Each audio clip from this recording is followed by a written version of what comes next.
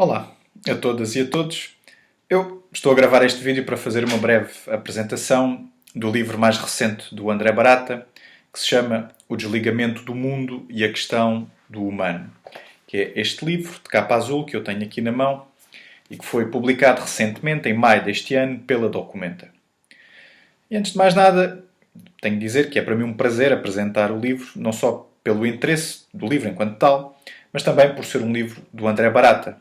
e por aquilo que o estilo de filosofia que ele pratica representa naquilo que podemos chamar o panorama do pensamento português. É que o André Barata é alguém que pensa mesmo, e de uma forma filosófica, a nossa realidade social. Alguém que pratica uma filosofia social de pendor crítico, isto é, uma teoria crítica. Isso é suficientemente raro no nosso panorama, penso eu, para merecer ser destacado. E é por isso com alegria que eu participo no lançamento. Bem, posto isto, é preciso dizer do livro que ele surge como um desenvolvimento paralelo a um outro livro anterior, também do André Barata, e que se chama E se parássemos de sobreviver, que é um livro de capa laranja, também ele publicado na Documenta, nesse caso em 2018, e ambos são, no fundo, uma crítica da ditadura do tempo e dos efeitos que ela produz, bem como uma tentativa de pensar as formas de resistir a essa ditadura, de tentar, digamos assim, enfiar areia na sua engrenagem, na engrenagem do seu funcionamento. Sendo a diferença entre esses dois livros, que este último, aquele que está aqui hoje a ser apresentado, O Desligamento do Mundo, acabar por operar um maior trabalho de conceptualização e de discussão dos fundamentos filosóficos dos fenómenos que analisa. No entanto, nas suas linhas de força, como a da crítica da monomania da produção e da produtividade, a análise das múltiplas formas da dominação e do elogio de uma vivência qualitativamente diferente da mera sobrevivência, são livros que se complementam um ao outro e que por isso podem e devem perfeitamente ser lidos em conjunto. Por conseguinte, este não é um livro propriamente monotemático. É composto por um conjunto de 9 textos, aos quais se juntam um prólogo e um epílogo, num total de 175 páginas. Diga-se, no entanto, que apesar de ser um texto de origem académica, porque é um texto de leitura bastante agradável, porque, apesar do trabalho de conceptualização, de remissão para várias referências, que vão da fenomenologia à psicanálise, passando pela sociologia,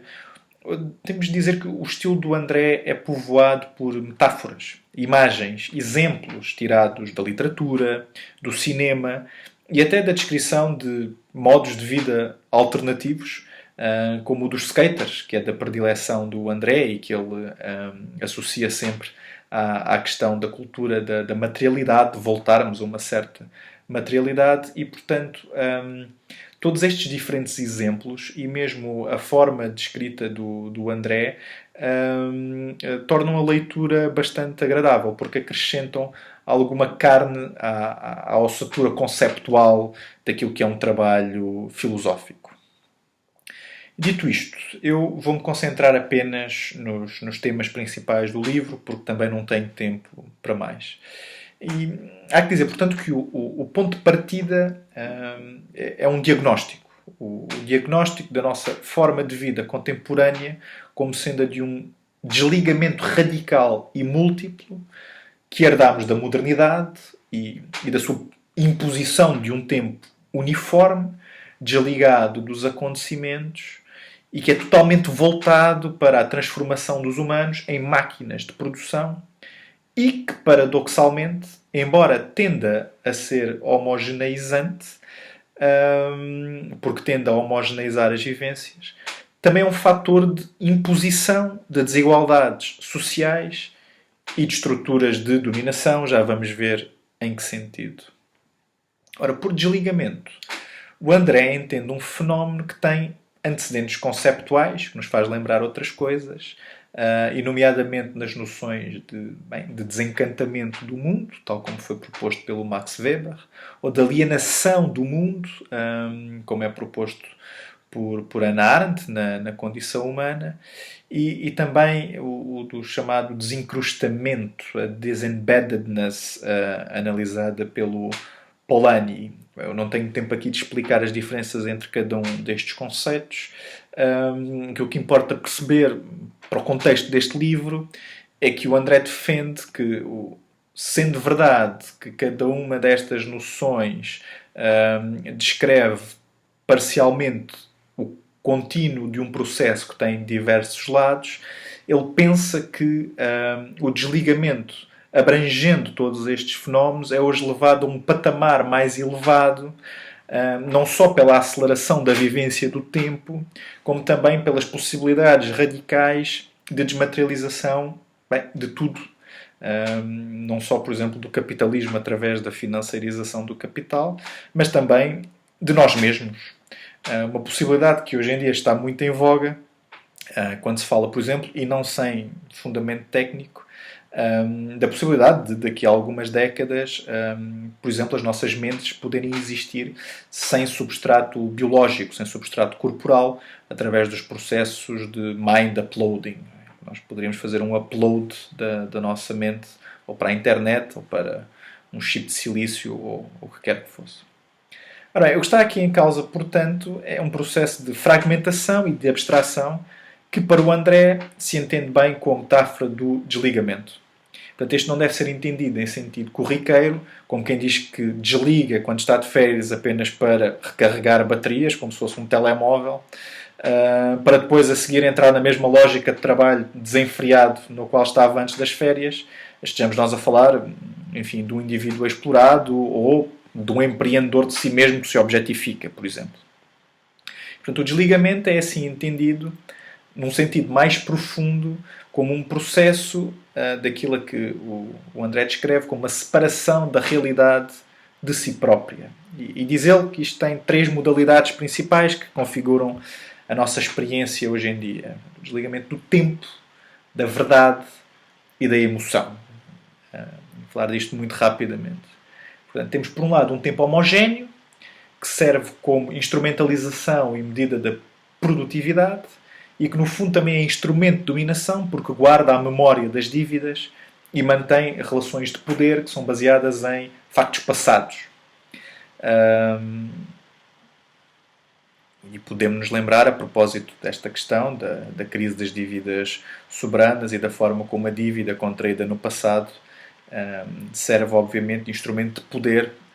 dos credores sobre os devedores. Também um desligamento da verdade, porque na esfera pública as crenças são manipuladas à medida em que aquilo que se diz vai perdendo relação com a realidade e só interessa enquanto instrumento de persuasão. E um desligamento das emoções, porque no jogo do cálculo, aquilo que o Lukács chamava a reificação, as emoções são como que suprimidas à medida em que nos vamos instrumentalizando a nós mesmos e aos outros, como se nos tornássemos máquinas, enquanto que, simultaneamente, na esfera pública e para efeitos políticos, há uma explosão de emoções que é usada de forma confrontativa e, mais uma vez, instrumentalizada. E, portanto, é neste contexto que o André propõe formas de nos religar ao mundo, tentando mostrar como resistir a estes processos implicaria voltar a cuidar das dimensões sociais e das dimensões ecológicas da nossa existência. Não desligar, por exemplo, a economia da sociedade e, no fundo, a bem da democracia e visando proteger o comum, produzir um conhecimento que seja prático, incorporado, enraizado, se preferirem. E, para isso, o André confere um papel fundamental à educação. Portanto, ele atribui esta missão à escola em geral, mas pensa que, enquanto lugar de reflexão crítica, as humanidades podem ser fulcrais. Porque, se é importante ser-se crítico e informado, e, em alguns casos, preferir não fazer, ao mesmo tempo recusando o obscurantismo do preferir não saber, que é também ele muito contemporâneo nos movimentos populistas. Portanto, se o importante para o André é definir aquilo que ele chama um princípio de coexistência relacional, portanto, uma ecologia que respeite não só os humanos, como os animais e o planeta, então, e tendo em conta também a evolução constante da noção de humano e do caminho para o pós-humano, que se calhar estamos sempre em processo de nos tornarmos, traçar os limites das formas que isto vai assumir, daquilo em que nos vamos ou não nos vamos tornar, ou nos devemos ou não nos devemos tornar, é uma tarefa da qual, por excelência, as humanidades podem e devem ocupar-se. É claro que o André não tem uma visão essencialista do humano e por isso não o opõe propriamente ao pós-humano, porque a história da humanidade é ao mesmo tempo a história de uma transformação contínua e daquilo que significa ser humano através da sua interação com a tecnologia entendida em sentido lato. É curioso ver o André, por um lado, a fazer o elogio do cyborg, seguindo a Donna Haraway, e também uma crítica daquilo que ele chama o Frankenstein do tempo.